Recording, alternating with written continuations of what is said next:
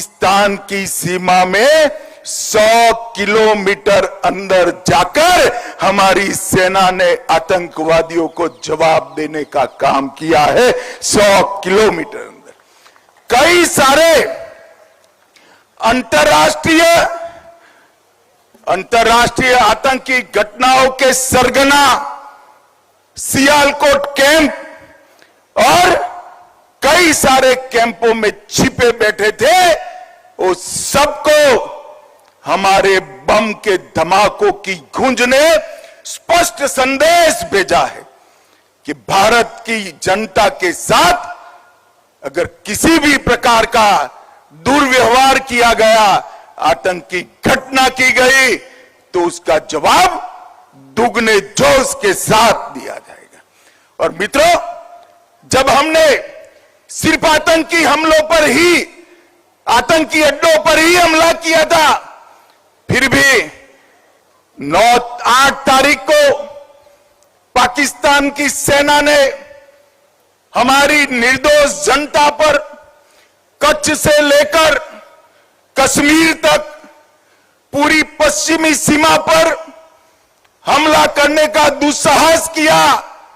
मगर मोदी जी के समय में हमारी एयर डिफेंस सिस्टम इतनी परफेक्ट बन चुकी थी कि एक भी मिसाइल्स भारत की भूमि पर नहीं गिर पाया, एक भी ड्रोन उनका भारत की भूमि पर नहीं गिर पाया।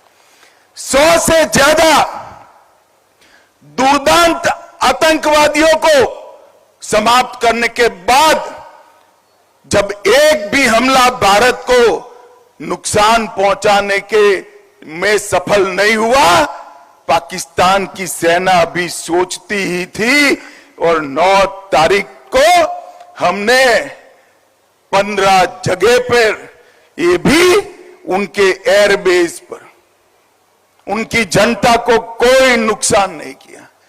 एयरबेस पर नूर खान एयरबेस, सरगोदा का स्थान, सुकुर एयरबेस, कराची में मलिर कैंट, कई जगहों पर 15 स्थानों पर उनकी क्षमता को, वायु हमला करने की क्षमता को तहस नहस करने का काम भारत की सेना के वीर जवानों ने किया। और उसने बता दिया कि आप हमारी मिसाइल्सों को नहीं रोक सकते हो। मित्रों, और आज पूरा दुनिया के लोग जब इसका एनालिसिस कर रहे हैं, भारत की सेना के सामर्थ्य को आश्चर्यचकित और आनंदित होकर देख रहे हैं।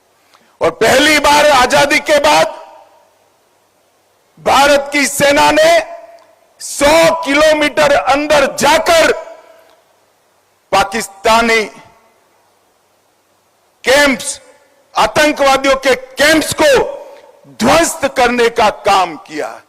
और जो डराते थे कि हमारे पास एटम बम है, उनको लगता था उनकी धमकियों से डर जाएंगे, परंतु ऐसा नहीं हुआ। हमारे वायुसेना, थल सेना, जल सेना, तीनों सेनाओं ने ईंट का जवाब पत्थर से देने का काम किया। और मित्रों, आज पूरी दुनिया हमारी सेनाओं की मारक क्षमता की सटीकता, हमारी सेना के संयम और हमारे प्रधानमंत्री नरेंद्र मोदी जी की दृढ़ राजनीतिक इच्छा शक्ति की बुरी बुरी प्रशंसा आज पूरी दुनिया कर दी है। और आज मैं इस मंच से तीनों सेना के जवानों को, भारत की जनता और विशेषकर मेरे गांधीनगर लोकसभा क्षेत्र की जनता की ओर से मन पूर्वक सलाम करना चाहता हूं कि आपकी वीरता से हम सब का मस्तक गर्व से ऊंचा हुआ है। और हम सब के लिए एक और गर्व का विषय है कि गुजरात के ही सपूत, भारत माता के सपूत, गुजरात और पूरे देश की जनता इस विषय पर भी गर्व कर रही है कि एक ऐसा नेता भारत माता की कोख से जन्मा जिसने भारत माता के मस्तक को ऊंचा करने का काम किया, देश को सुरक्षित करने का काम किया। और भाइयों बहनों, जब तक दुनिया में मिलिट्री ऑपरेशंस की चर्चा होती रहेगी, ये ऑपरेशन सिंदूर की भी चर्चा होगी। और ऑपरेशन सिंदूर, इसका नामकरण स्वयं प्रधानमंत्री ने किया, जो हमारी माताओं बहनों के सम्मान में किया। सिंदूर का सम्मान ये भारत का संस्कार है। ये दुनिया के सभी लोगों को एक साथ समाचार देने का काम ऑपरेशन का नाम सिंदूर रखने से ही हो गया।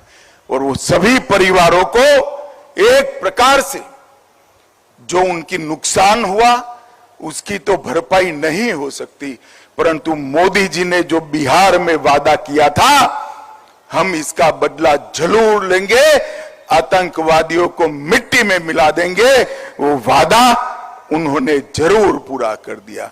मित्रों, फिर से एक बार मैं तीनों सेनाओं के जवान, इनके मुखिया और प्रधानमंत्री नरेंद्र मोदी जी को पूरे गांधीनगर क्षेत्र की लोक जनता की ओर से ढेर ढेर सारी बधाई देना चाहता हूं कि आपके इस कदम से पूरा देश गर्वान्वित हुआ है।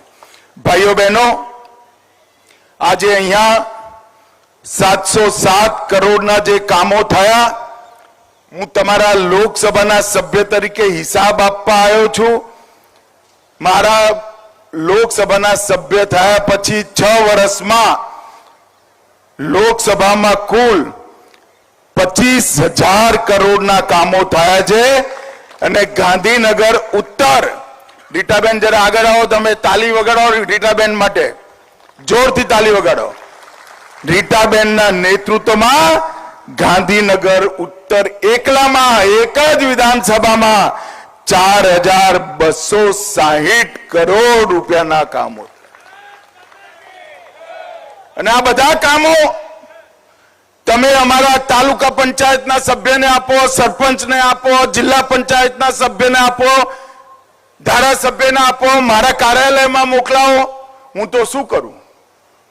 હું તો તમારો ટપાલી ભરી એ કામો ભૂપેન્દ્રભાઈને મોકલાવું, ભૂપેન્દ્રભાઈને હર્ષભાઈ એને પૂરા કરવાનું કામ કરે।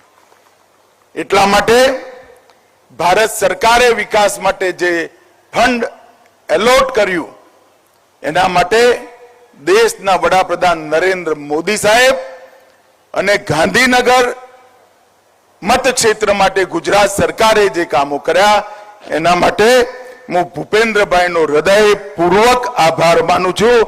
અને આપ સૌને વિશ્વાસ આપવા માંગુ છું કે આવનારા દિવસોમાં પણ વિકાસની આ ગતિ ચાલુ જ રહેશે। અને સુરક્ષા ચક્ર જે નરેન્દ્ર મોદી સાહેબે બનાવ્યું છે એ પણ અભેદ રહેશે, એમાં કોઈએ શંકા રાખવાની જરૂર નથી।